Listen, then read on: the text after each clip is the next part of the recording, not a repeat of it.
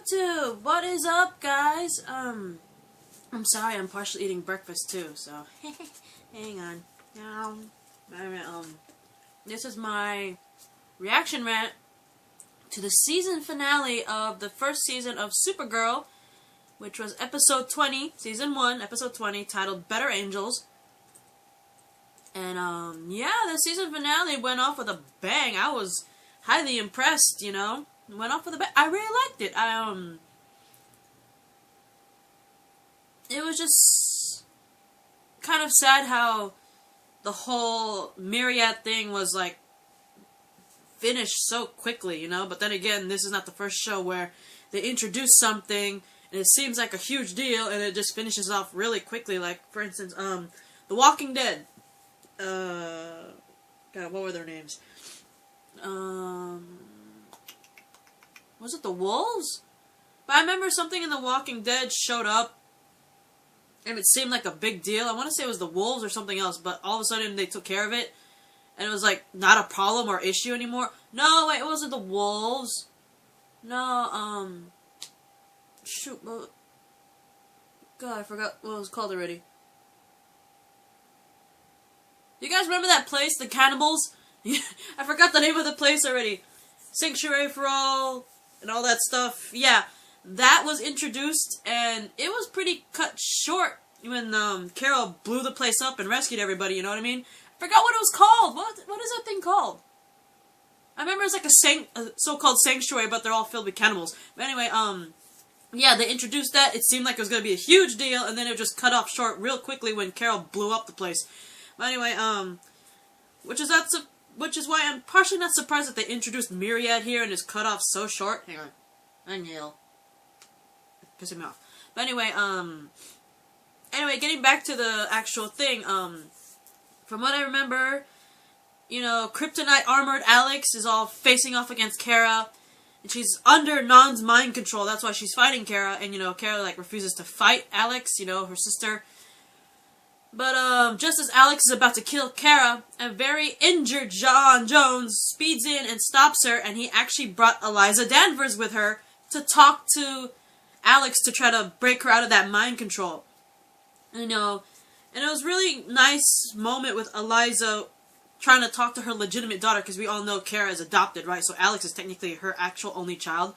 So Eliza's all telling her, you know, your father believed in you, and pleads with Alex and all that, using it. You know, your father believes in you. He probably still believes in you. Right now, at the moment, Eliza does not know that, you know, Jeremiah is alive, right?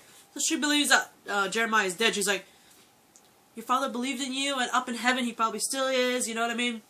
He manages to get Alex to break free of Non's control. And Alex apologizes to both Eliza and Kara. She's like, oh my god, what did I just do? It's like, it wasn't her. It was all Non. But the fact that she managed to break out of Non's control, which Myriad was used for, there is hope that Myriad can be broken through, because look at Alex. Alex broke through. But anyway, all three of them end up returning to the broadcast center with Kat and Maxwell Lord are, and, the three return, and Kat has faith in Kara's ability to break Myriad using faith and, hope, you know, to pretty much break Myriad's control, which I thought was kind of weird if it was that easy, but, what can I do? Anyway, they start the broadcast as Supergirl's all addressing the people all over National City about her own experiences, you know. She feels confident as she explains the importance of, you know, retaining strength and hope by pretty much telling all the citizens about her own experience, you know, seeing Krypton blow up. She was sent away from her family, living in a place that she's unaware of, and doesn't know how to fit in with everyone because she's different. And, she pretty much tells the citizens about her own experience before she discovers that there is love in the world, and, that speech successfully pretty much works successfully, because it's enough to display the S-shield, the Supergirl, you know, the giant S, which is technically not an S, according to Man of Steel. But anyway, pretty much the logo, the super logo, pretty much appears on every platform device. You know, TV, screen, phones, everywhere. And finally, like, Win and James are finally free in Myriad, and so is everyone in Catco, and soon everyone in National City. And Non is absolutely furious that Kara's successful speech manages to completely like knock Myriad out of everyone's head. And because of that, he believes he failed Astra, and, you know, Indigo, being the crazy bitch that she is, suggests, you know, since Myriad didn't work, why don't we just kill all the humans and leave Kara all alone on Earth? Let her be the queen of dead people on Earth. And so, Indigo's like, so what if Myriad doesn't work? Basically, she pretty much said, okay, Myriad didn't work, but how about we leave Kara alone in a world of dead humans? Let's kill every human around the world and just leave Kara all by herself on Earth while we go and conquer the other worlds, right? So, back at Catco, James and Wynn both apologize to Kara and she hugs them.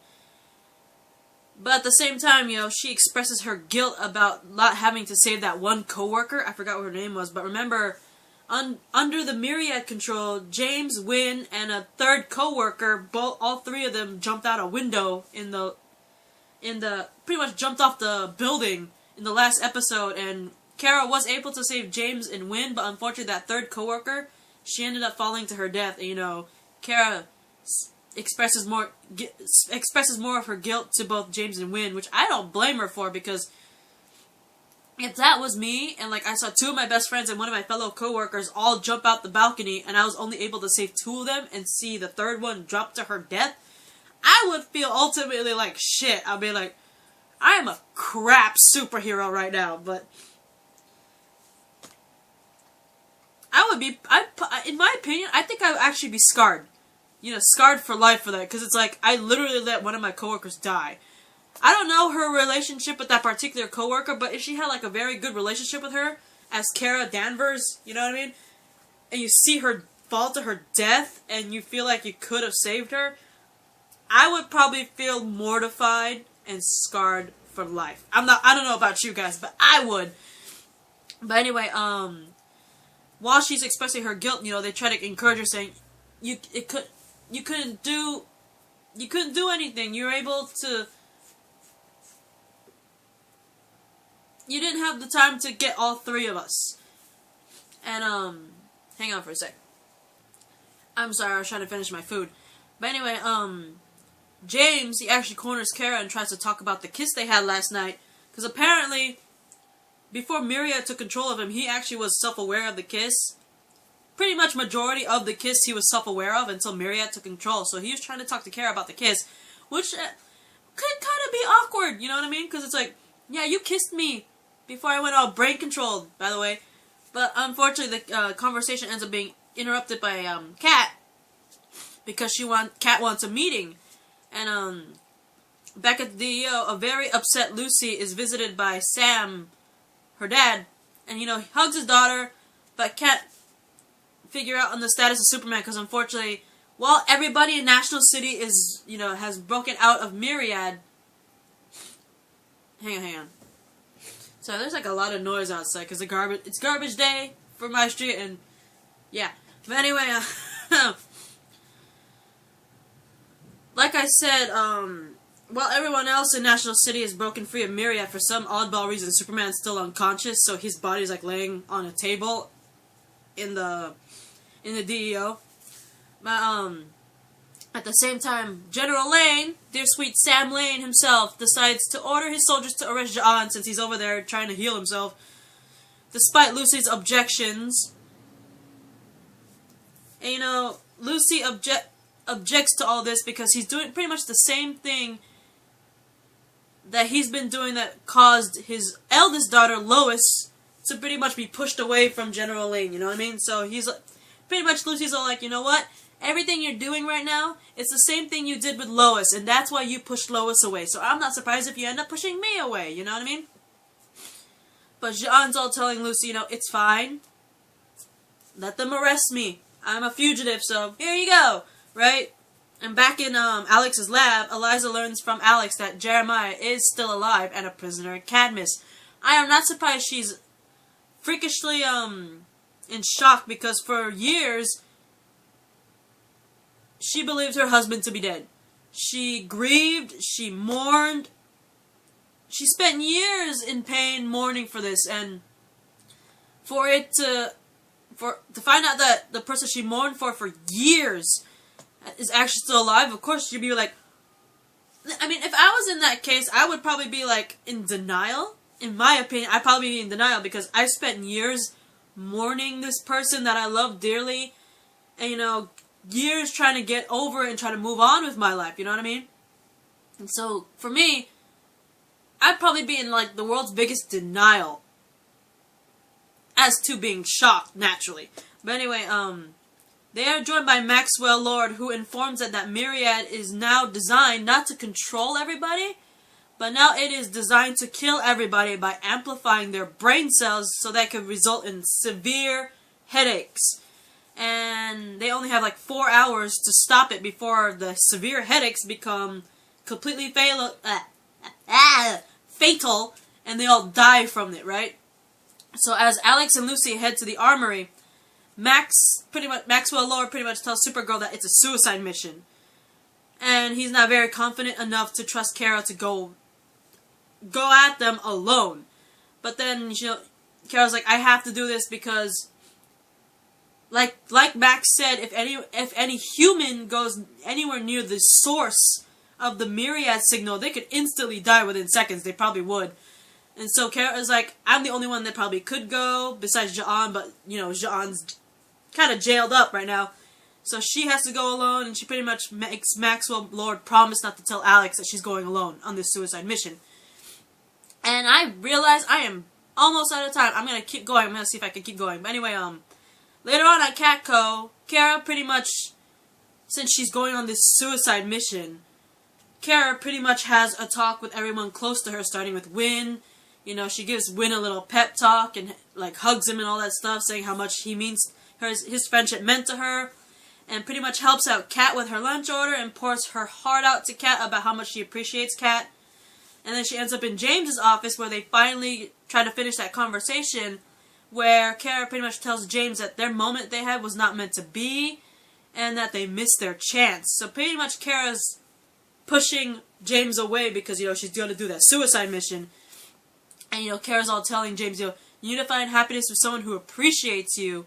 And James is all confused. He's like, you're the one that kissed me. You're the one who wanted this. Why are you saying this, right? And Kara's like, she cares about him a lot and wants him to be happy. And she pretty much walks out, right? And back at the DEO, Kara returns to see Ja'an, who encourages her not to give up. At the same time, apparently James had called Lucy, saying that Kara's acting highly strange and is worried because she sounded like she was saying goodbye to him, right? Which was technically the case because, you know, she's going on this suicide mission alone. She's planning to do this suicide mission alone, and so she's telling everyone goodbye, you know what I mean? And, she pretty much tells Ja'an that she promises to save the Earth, but she doesn't know if she's going to end up saving the Earth and coming out of this alive, right? That's why she said she didn't want, you know, her last moments on Earth without saying goodbye to the people she loved most. So, she pretty much said, you know, she didn't get to do this on Krypton before, you know, Krypton died with everyone she loved on it. That's why she's doing it now here on Earth. So basically, you know, she's pretty much saying her goodbyes to people before she goes on a suicide mission that could possibly kill her. Which I don't blame her for. I mean, if I was doing this and I had a feeling that I was not going to come out of this alive, I would want to tell everyone I love goodbye. And at the same time, while she was leaving, Ja'an asked her why she didn't say goodbye to her sister, and she's like, if I said goodbye to my sister, I would have never gone to this suicide mission. My mind would have been all changed. So I don't blame her on that. And I'm running out of time. I'll see you in the part 2, which is going to be the ending of this reaction rant. Peace out, man.